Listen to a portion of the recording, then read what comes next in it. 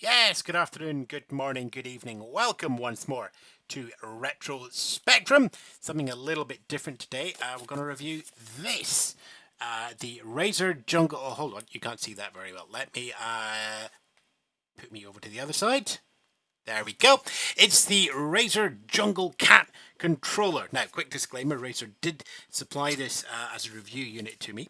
And yes, it is primarily for smartphones as well, but it works just as well on a Spectrum in a fashion. So this is it here. It's a Bluetooth controller, so it's wireless, and when it's showing up on your Windows computer, it shows up as a standard game controller, although strictly speaking I think it comes like it's a 6-axis 15 button top hat controller, but we're just going to call it the Razer Junglecat just now. But it goes onto your PC, it registers as controller, you've got your requisite left, right, up, down and fire buttons, which means this is renamed the Razer Kempston.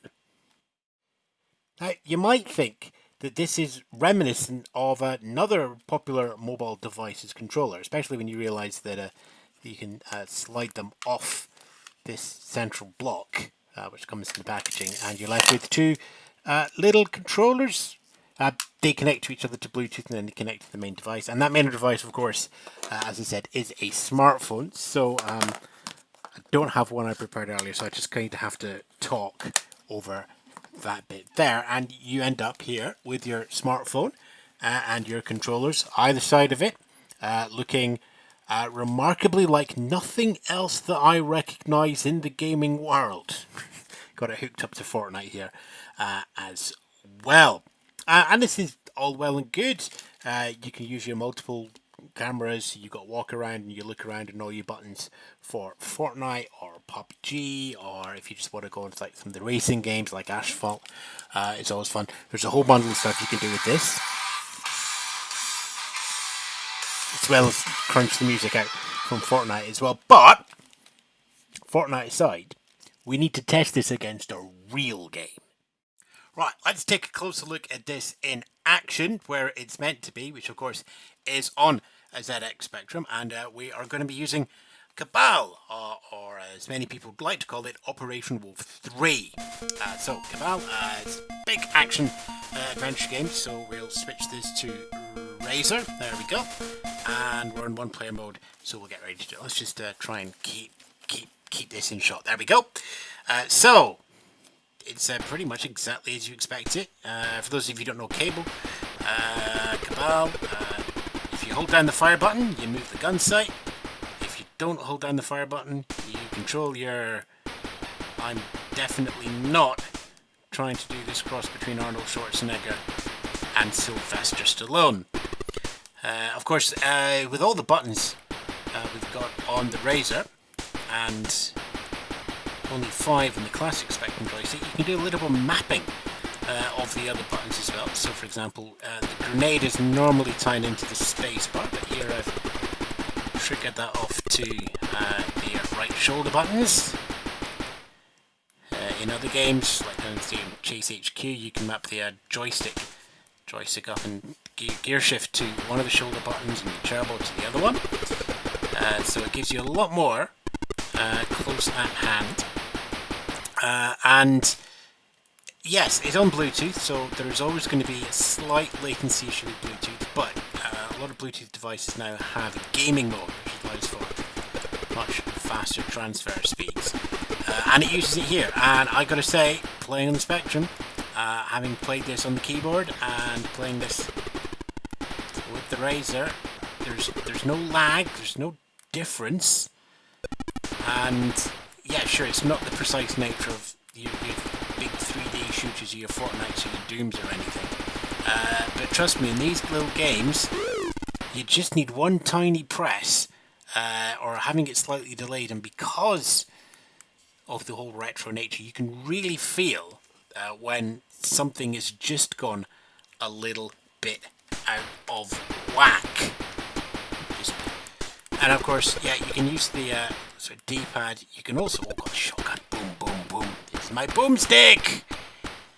And you can use the for the actual analog controller that's at the top, and it registers, so the analog control at the top there, so it still registers as a left, right, up, down on the joystick. And I gotta say, it feels comfortable.